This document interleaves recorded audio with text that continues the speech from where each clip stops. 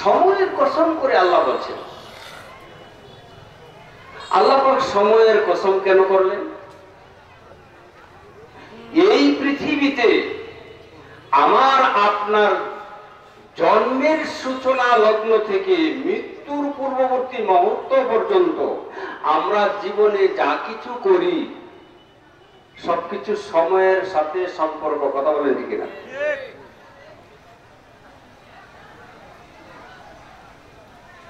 দুনিয়াতে স্বামী স্ত্রীর মধ্যে ঝগড়া হলে, ভাই ভাইয়ের মধ্যে ঝগড়া হলে, বন্ধু বন্ধুর মধ্যে ঝগড়া হলে, যে কোনো কারণবশত যদি সন্দেহ পোষণ করে যে তুমি এই কাজটা করছো,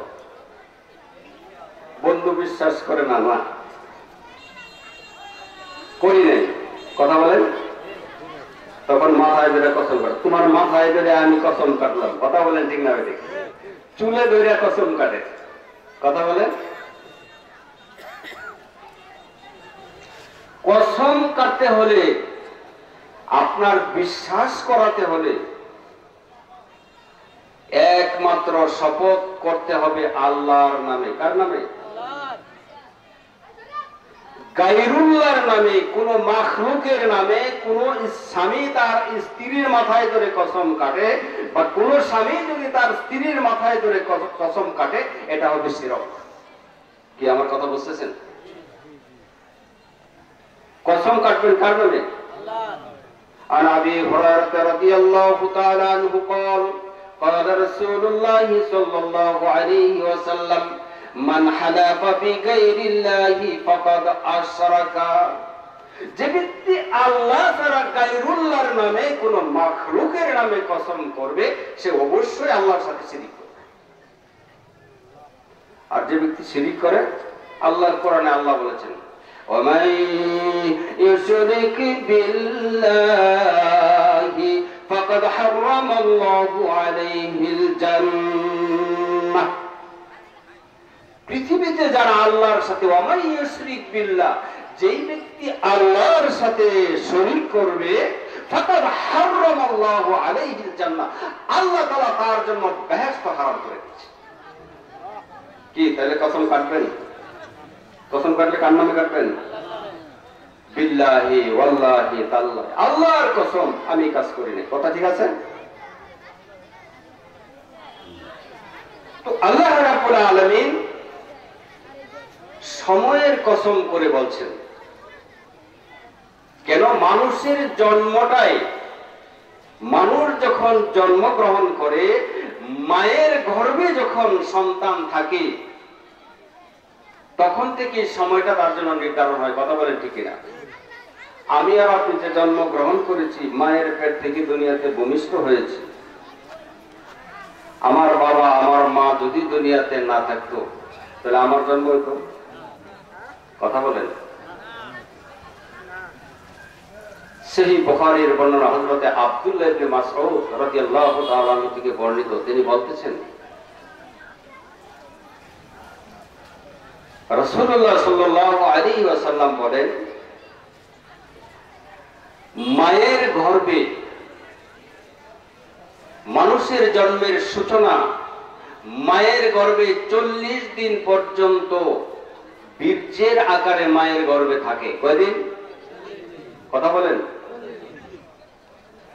এরপরের 40 দিন জমাট বাঁধা রক্তের আকারে মায়ের গর্ভের ভিতরে সন্তান থাকে। কত গেল? 40 আর 40 বোঝার চেষ্টা করে। এরপরের 40 দিন একটা গোস্তের টুকরায় পরিণত হয়। কত গেল? 3 ছাড়া 120। 120 দিনে কয়দিন হয়? 3 3 90, 4 30 কয় মাস? আমি বলি নাই, রাসূল বলছেন, হাদিসে আছে।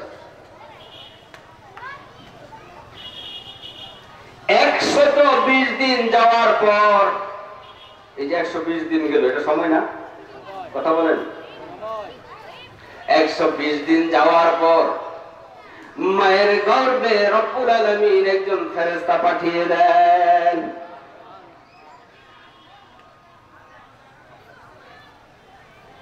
একজন ফেরেশতা সেখানে যাওয়ার পর আল্লাহর নির্দেশ হয়, তুমি তার ভিতরে রূহ দিয়ে দাও। কি দিয়ে দাও? এরপরে 40 দিন যাওয়ার পর রাসূল বলেন, আল্লাহ রাব্বুল আলামিন ফেরেশতাকে ডাক দিয়ে বলেন, ও ফেরেশতা, তুমি 4টা জিনিস তার আমলনামায় লিখো। কয়টা? 1 নাম্বার তার হায়াত। হায়াত বুঝেন তো? তার হায়াত, হায়াত মানে সময়, কতদিন সে দুনিয়াতে বাঁচবে তার হায়াতটা লিখো, কতদিন। এরপরে তার মউত, কয়টা গেল? হায়াত, তার মউত। 3 নাম্বার সে ভালো হবে কিনা। 4 নম্বর সে মন্দ হবে কিনা, সে দিনদার না খারাপ। এই 4টা জিনিস লেখো। কয়টা? ফেরেশতারা লিখলেন। আল্লাহ কত মেহেরবান। আমি আর আপনি মায়ের গর্ভের ভিতরে 270 থেকে 280 দিন মায়ের গর্ভের ভিতরে আমি ছিলাম অন্ধকার কুটিরে। কি সেখানে বাল্ব ছিল, বাতি ছিল, ফ্যান ঘুরতো, বড় বড় মাছের ডোমা মায়ের পেটে আপনি খাইছেন, আমি খাইছি। আল্লাহ কত মহান। 270 দিনে হয় 9 মাস। 270 দিনে কয় মাস? হিসাব করে গণনা করে বের করেন। 280 দিনে হয় 9 মাস 10 দিন। কত হয়? 9 মাস 10 দিন পর আমার আল্লাহ এমন একটা নিয়ম নীতি সেখানে দিয়েছেন, মায়ের পেটে সন্তান দৌড়াদৌড়ি ছুটাছুটি করে, মায়ের কলিজার সন্তান এমন ভাবে আঘাত করে পা দিয়ে কলিজায় পায়ের আঘাতে মা অস্থির হয়ে যায়। ব্যথা বেদনার অস্থিরতায় মা একবার মাটিতে বসে যায়, একবার এই দিকে দৌড় দেয় আর একবার ওই দিকে দৌড় দেয়। কথা বলেন ঠিক কিনা? এরকম অবস্থা হয় কিনা? এরপরে আল্লাহর নির্দেশ হওয়ার পর মায়ের পেট থেকে সন্তান দুনিয়াতে ভূমিষ্ঠ হয়। আল্লাহ ইচ্ছা করলে মায়ের পেটের মধ্যে ফুটবলের মতো আমার আপনারা বানাইতে পারতো না? হাত একটা না দিলেও পারতেন, পাও না দিলেও পারতো। কথা বলেন ঠিক না? আপনি যদি অন্ধ থাকতেন, আমি যদি অন্ধ থাকতাম, মায়ের পেটে কি অবস্থা হতো? কথা বুঝেন না? 270 থেকে 280 দিনের মধ্যে মায়ের পেটের মধ্যে ফি আই সূরাতিন মা শাআ রাক্কাবাক। আল্লাহু আকবার। আল্লাহর ইচ্ছায় তিনি যেভাবে তার ইচ্ছায় মায়ের গর্ভের ভিতরে আল্লাহ তাআলা সুস্থ করে আমাকে আপনাকে সৃষ্টি করলেন। চিৎকার করে বলুন সুবহানাল্লাহ।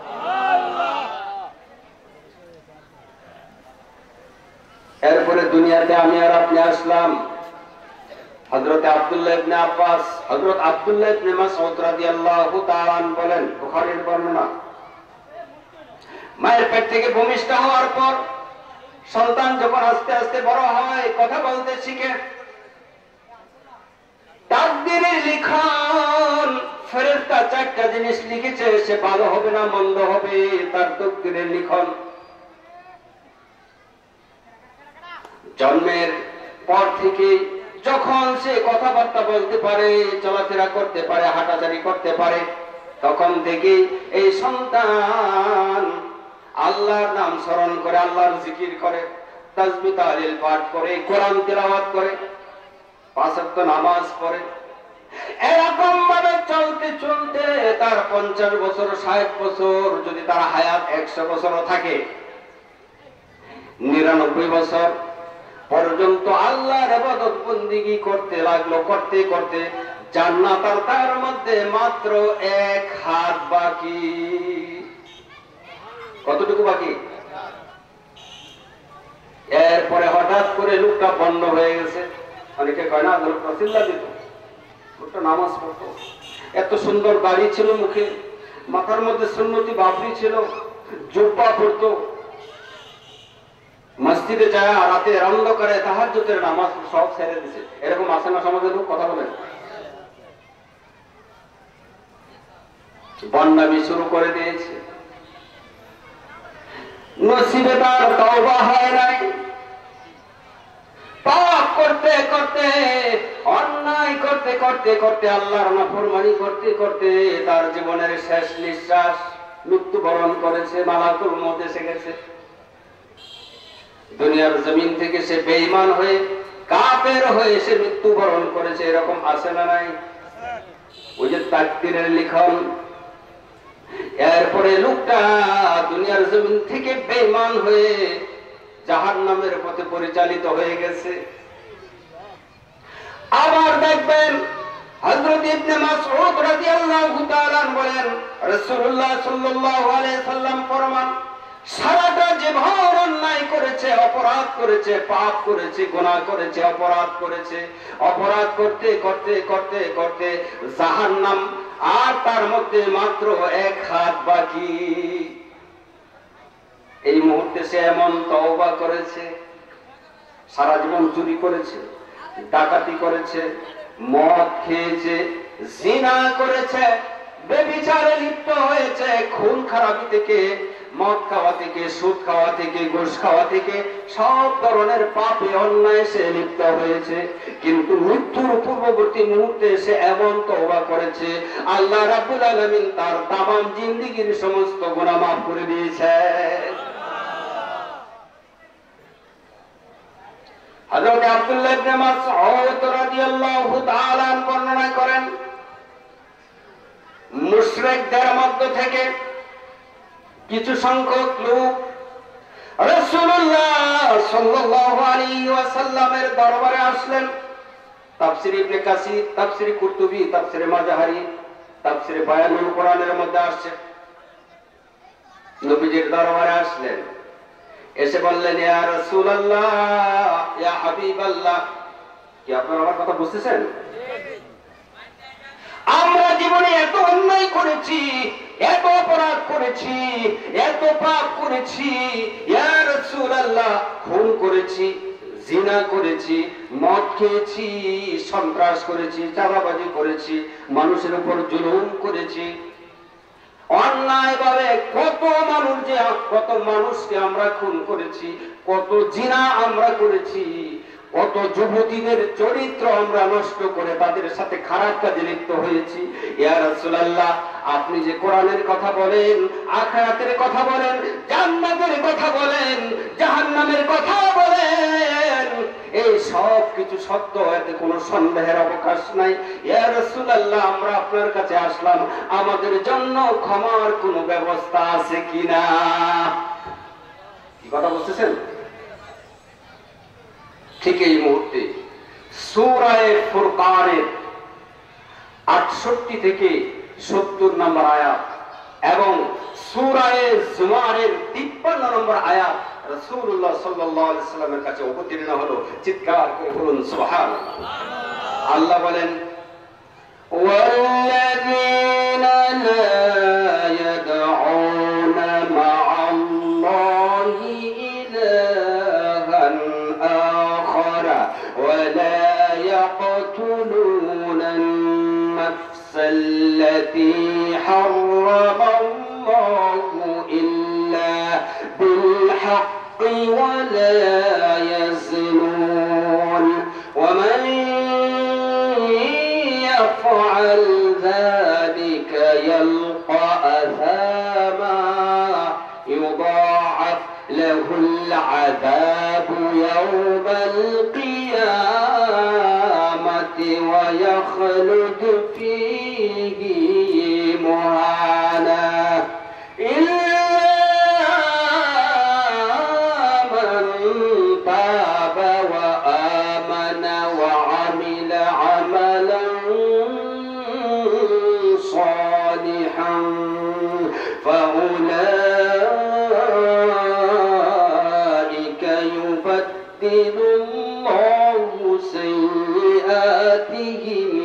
الحسنات وكان الله غفورا رحيما الله أكبر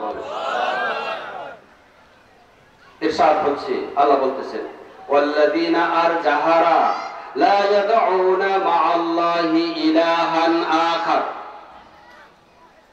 আল্লাহর সাথে অন্য কাউকে শরীক করে না ولا يقتلون النفس التي حرم الله إلا بالحق আল্লাহ রাব্বুল আলামিন যাদেরকে খুন করতে নিষেধ করেছেন হত্যা করতে নিষেধ করেছেন তাদেরকে তারা খুন করে না ولا يقتلون النفس التي حرم الله إلا بالحق ولا يزنون এবং জিনাও করে না কয়টা কথা বললাম এক নম্বর আল্লাহর সাথে কি করে না শরীক করে না দুই নম্বর খুন করে না তিন নম্বর জিনা করে না এরপরে আল্লাহ বলতেছেন ওয়া মাইয়াফআল যালিকা ইয়ালকা আসামা যারা এই পাপগুলি করবে আল্লাহ তাআলা তাদেরকে জাহান্নামের আগুনে পাপের কারণে নিক্ষেপ করে দিবেন কি করলে আল্লাহর সাথে মুখস্থ করেন আল্লাহর সাথে শরীক করলে ইবাদত করতেছেন ইবাদতে আমরা শিরক করছি আগেই বলছি কেমনে শিরক করছি দেখাই নামাজও ঠিক আছে রোজাও ঠিক আছে হজও ঠিক আছে যাকাতও ঠিক আছে আবার ওই বাবার পায়ে মাথা নত করে সাজদা দেয় বাবা আমারে বাঁচাও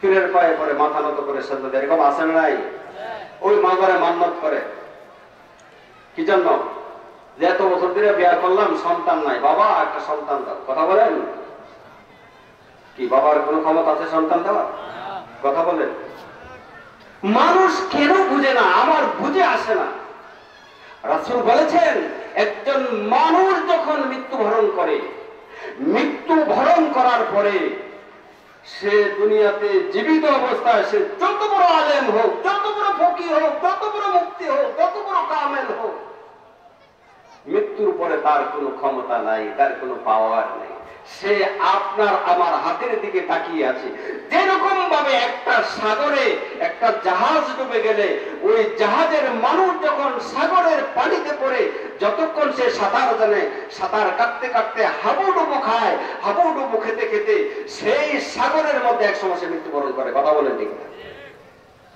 কি তার কোনো বাঁচার পথ আছে কথা বলেন আছে ঠিক তদ্রুপ একটা মানুষ যখন মৃত্যুবরণ করে কবরে তখন তার অবস্থাটা ওইরকম হয় সে আপনার দিকে আমার দিকে হাত পেতে আছে তাকিয়ে আছে আমার সন্তানের জন্য কোটি কোটি টাকার সম্পদ রেখে গেলাম লক্ষ লক্ষ টাকার সম্পদ রেখে গেলাম ঘর রেখে গেলাম বাড়ি রেখে গেলাম গাড়ি রেখে গেলাম সুন্দর বিয়ে করে একটা পাত্রীর ব্যবস্থা করে দুনিয়াতে বাড়ি ঘর করে তার জন্য রেখে আমি বিদায় হয়ে চলে গেলাম আমার সন্তান আমার জন্য একটু দোয়া করে না আমার জন্য একটু কোরআন তিলাওয়াত করে না আমার জন্য মসজিদ মাদ্রাসা দান করে না সাহায্য সহযোগিতা করে না আফসোস করতে থাকে আর ভিক্ষা দিতে থাকে কথা বলেন আর সেই কবরের পাশে যায় সন্তান চায় কথা বলেন এরকম এইরকম মূর্খ এইরকম অজ্ঞ মানুষ আমাদের সমাজের মধ্যে আছে না নাই ইবাদত করতে হলে একমাত্র আল্লাহর ইবাদত করতে হবে আল্লাহর ইবাদত করতে যে পৃথিবীর কোন পীর মাশায়েখ কোন কবরের ধারে কাছে যে তাদের কাছে সাহায্য চাওয়া সাহায্য কার কাছে চাইবেন বিপদে বললে সাহায্য কার কাছে চাইবেন মুসিবতে পড়লে কার কাছে চাইবেন শোনেন দুনিয়াতে মানুষ মানুষের কাছে হাত পাতলে একবার দেয় দুইবার দেয় তিনবার দেয় চতুর্থবার যদি সে ভিক্ষা চায় বা সাহায্য চায় কি বলে বলেন তো এই বেটা তোমার জন্য আমি কামাই করে রাখছি বারবার আমার কাছে হাত পাতো ওই দিন তোমার 200 টাকা দিলাম ওই দিন তোমার 100 টাকা দিলাম ওই দিন তোমার 50 টাকা দিলাম ওই দিন তোমার 1000 টাকা দিলাম আজকে আবার আমার কাছে টাকা চাও কথা বলেন ঠিক না ঠিক আল্লাহর কাছে আপনি যতবার চাইবেন বুঝার চেষ্টা করুন যতবার আল্লাহর কাছে হাত পাতবেন যতবার আল্লাহর কাছে আপনি সাহায্য চাইবেন ততবার আমার আল্লাহ তার বান্দার উপর খুশি হয়ে যান চিৎকার করে বলুন